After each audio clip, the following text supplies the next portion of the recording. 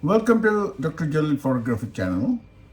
Today, I'll be discussing tips on extreme macro photography.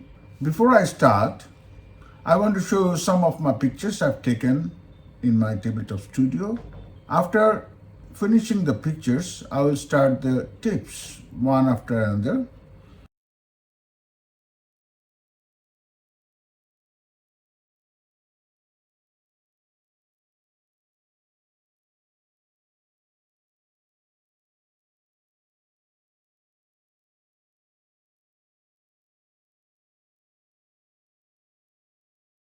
So, if you like extreme macro photography, please keep watching until the end. Before I start the tips, I'd like to mention the name of Mr. Allan Walls. He's my guru in extreme macro photography. I'm inspired by him. I'll put his YouTube channel link down below. I've already uploaded a couple of videos last week on extreme macro photography in this channel. I'll put their links also, but today it is about the tips on extreme macro photography.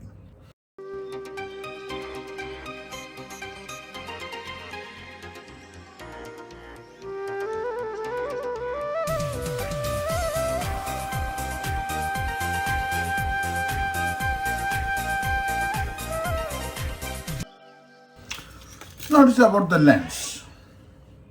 You must have a macro lens.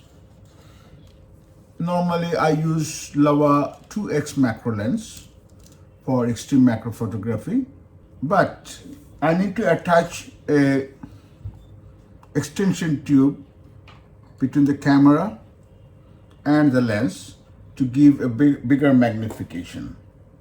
And I also sometimes use Renox DCR 250 for further extension of the insect size. If it is very small, very tiny, I need to extend or I need to increase the magnification further using Renox DCR 250. So this is about the lens and the magnification. Now let us see the tips number 2.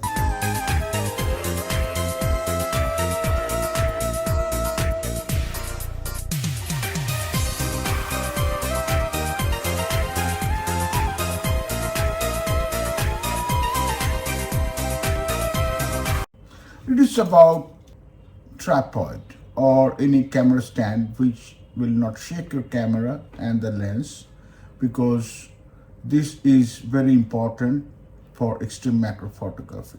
Now, tips number 3.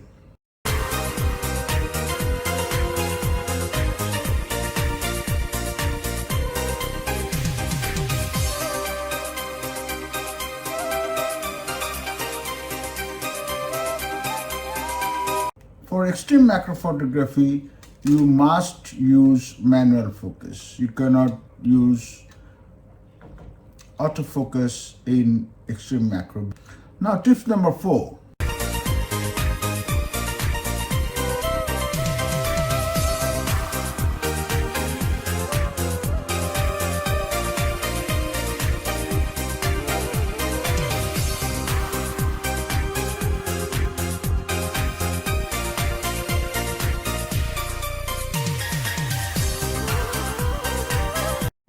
The aperture.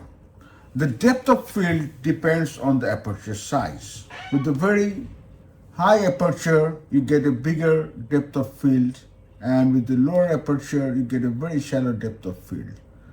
Now, tip 5.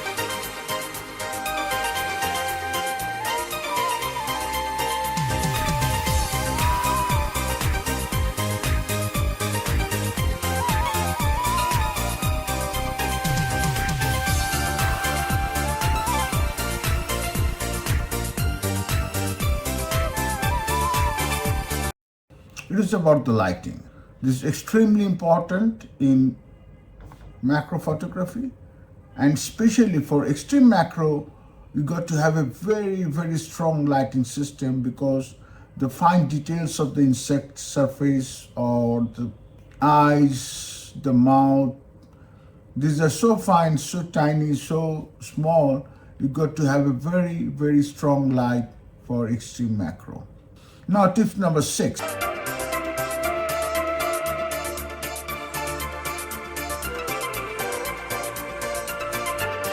is about the insect movement.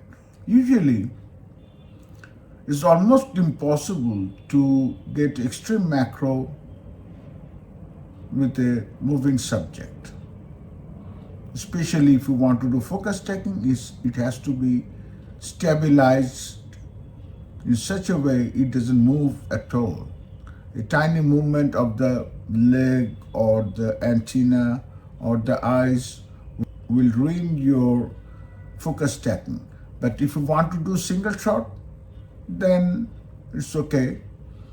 You can use a live insect, but still it has to be very stable, sitting in one place so that it cannot move very far away. Tip number 7.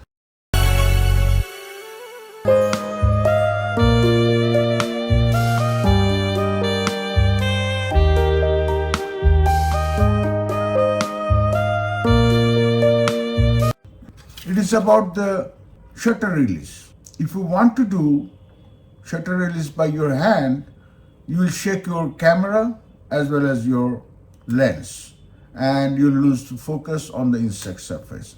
So either you have to use a remote shutter release like this or a cable shutter release like this, so that you don't shake the camera and the lens during extreme macro photography.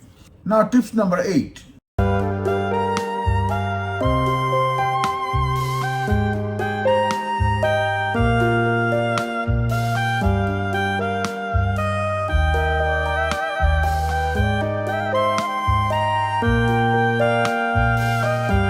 It is about the dust and debris on the insect surface. Usually, the insect collect the dust and debris from plants or from your surrounding, from the sand. So you have to be very careful about the dust and debris on the insect surface. I usually do washing before I do extreme macro with a like baby shampoo or some other detergents, spray on the insect and let them dry for a couple of hours before I take snapshots.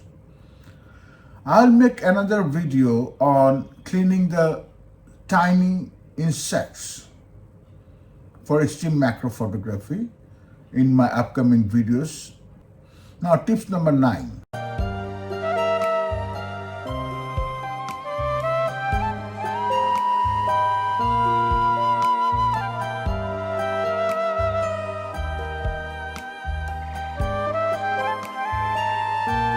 It is about the post-processing of your images you have taken. I usually use Lightroom and Photoshop together to adjust the exposure, sharpness, etc.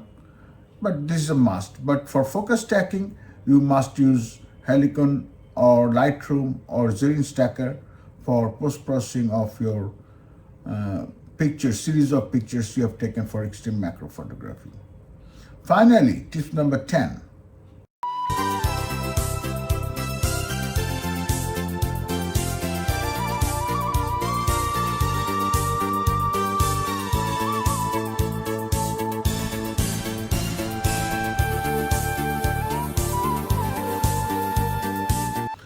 It is about the passion and practice. This is important because this is a very specialized technique. You have to be patient, you have to practice a little bit before you get a very sharp detailed picture of your insect.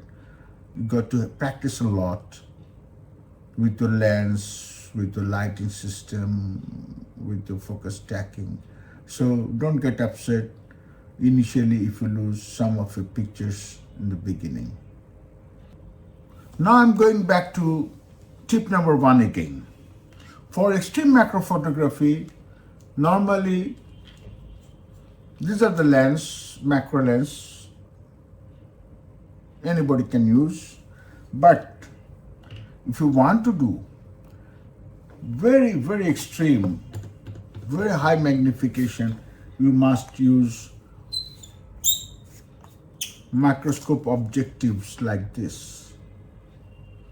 I have few of these extreme microscope objective.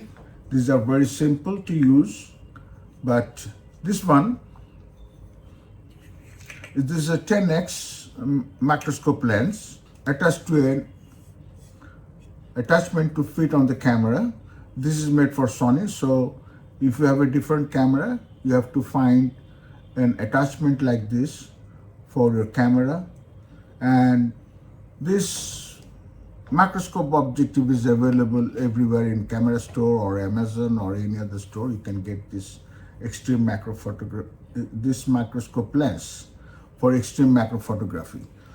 Mr. Allan Walls has plenty of videos on this extreme macro photography. If you want to an expertise on this, please watch his videos and follow his instructions to get a very extreme macro photography. In a couple of days or maybe this week, I'll be uploading another video using this freehand extreme macro using microscope objective.